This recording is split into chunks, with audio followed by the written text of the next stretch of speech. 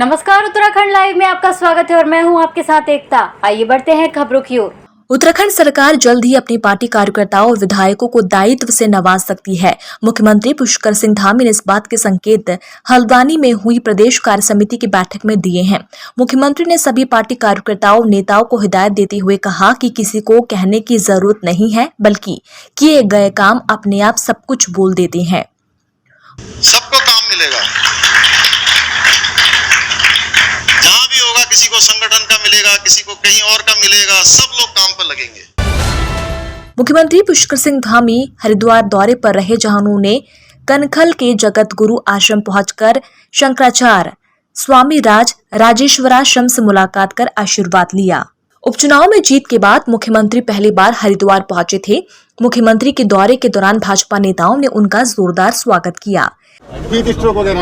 हमारा एकमात्र उद्देश्य है कि इस समय जितने भी श्रद्धालु आ रहे हैं उनको कम से कम परेशानी हो और उनकी यात्रा सरल हो, सुगम हो और सुरक्षित हो। गंगा दशहरा का स्नान पर्व है। इस मौके पर हरिद्वार में गंगा स्नान करने के लिए श्रद्धालु की भीड़ गंगा घाटों पर उमड़ रही है। भारी संख्या में श्रद्धालु हरिद्वार में हर की पौड़ी में स्नान कर रहे हैं। माना जाता है कि आज के दिन मां गंगा का धरती पर अवतरण हुआ था, इसलिए श्रद्धालु इस पर्व को गंगा दशहरा के रूप में मनाती हैं। इसीलिए हर की पौड़ी में आज के दिन ब्रह्मकुंड में स्नान का महत्व भी माना जाता है। बोले इसे दुआ मांगे गंगा से, गंगा मैया से सभी सुख शांति हो, सभी सर्वे संतो निरामया सर्वे भवन्तु सुखिनः। आज के दिन ही गंगा का बिल्कुल। और ये माना जाता है कि अगर आप गंगा स्नान करेंगे तो आपके सारे पाप धुल जाएंगे। हाँ, यही है, यही उम्मीद लेके आए हैं।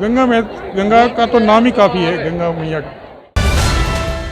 पुलिस महानिदेशक अशोक कुमार आज मीडिया से मुखातिब हुए, जहां उन्होंने सुरक्षा व्यवस्था के हवाले पर जानकारी देते हुए कहा कि उत्तराखंड में कई बार हेलीकॉप्टरों की इमरजेंसी लैंडिंग करानी पड़ती है और इस दौरान हेलीपैड पर तीर्थ यात्री या स्थानीय लोगों की भारी भीड़ जमा होती है, जिस कारण हादसे होने की संभावना रहती है। इसके मद्देनजर पुलिस महानिदेशक अशोक कुमार ने उत्तराखंड में संचालित सभी हेलीपैड पर अतिरिक्त यात्रियों को जाने पर बैन लगा दिया है, जिसको हेलीपैड पर वही यात्री जा सकते हैं जिसको हेली सेवाओं के माध्यम से अपने गंतव्य स्थान पर पहुंचना हो, लेकिन इसके अलावा कोई भी यात्री हेलीपैड पर नहीं जा सकेगा। वो भी आप देख रहे हैं रेस्ट्रिक्शंस के बावजूद पिछले वर्षों से 1.5 गुना चल रही है। जो मतलब हमने लिमिट लगाई है, अपर लिमिट, उसके बावजूद भी अभी तक का जो ट्रेंड है उसके हिसाब से विगत जो पुराने पीक थे उससे 1.5 गुना पे चले। तो कांवड़ यात्रा हमारे लिए एक नया चैलेंज होगा इस साल, क्योंकि उसमें भी फिर नंबर्स ऐसे ही होंगे मतलब, तो उसकी तैयारी हम शुरू करेंगे। अभी जस्ट विधानसभा सत्र के बाद उसकी तैयारी शुरू करेंगे। प्रदेश के दुग्ध विकास मंत्री सौरभ बहुगुणा ने नैनीताल दुग्ध उत्पादक सहकारी संघ का निरीक्षण करते हुए जहां दुग्ध उत्पादकों की प्रशंसा की, वहीं आंचल लस्सी को भीषण गर्मी के इस मौसम में अत्यधिक राहत और शरीर में ताजगी देने वाला बताया। दुग्ध विकास मंत्री ने कहा कि उत्तराखंड सरकार पशुपालकों और कृषकों के लिए कई कल्याणकारी योजनाएं चला रही है, जिसमें दुग्ध मूल्य प्रोत्साहन राशि समेत पशुपालकों को दुधारू पशु उपलब्ध कराना शामिल है। उन्होंने कहा कि दुग्ध विकास विभाग श्वेत क्रांति के क्षेत्र में सतत प्रयास कर रहा है, जिसका ग्रामीणों को लाभ उठाना चाहिए।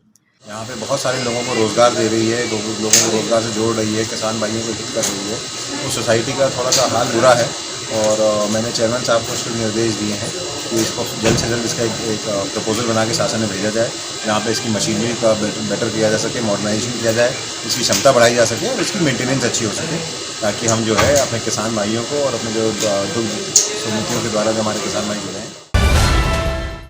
उत्तराखंड ITDA के तहत बनाए गए ड्रोन एप्लीकेशन सेंटर जहां एक तरफ देश की सीमाओं को सुरक्षित करने में अपनी महत्वपूर्ण भूमिका निभा रहा है, तो वहीं तकनीक के जरिए आपदा जैसे बेहद संवेदनशील समय में आधुनिक तकनीकी के जरिए राहत के नए अवसरों को पैदा कर रहा है। उसके बाद से 2019-20 दो बार हम लोगों ने ड्रोनाथॉन कराया, ड्रोन की कंपटीशन कराई, जिसमें कि तमाम ड्रोन्स को लेके रिसर्च और R&D में जो चीज़ें हो सकती हैं, इसमें इमेज एनालिसिस से लेके ड्रोन की कॉम्पिटिशन्स कई स्टेट से हज़ारों लोग आए थे उसमें, सारे स्टेट से स्टूडेंट्स भी आए थे, कई इंडस्ट्री प्लेयर्स भी आए थे, उन्होंने अपने स्टॉल्स भी लगाए और कई सारे डिस्कशंस और पैनल डिस्कशंस भी इसमें हुए 2 साल जो हम लोगों ने ड्रोनाथॉन में कराया।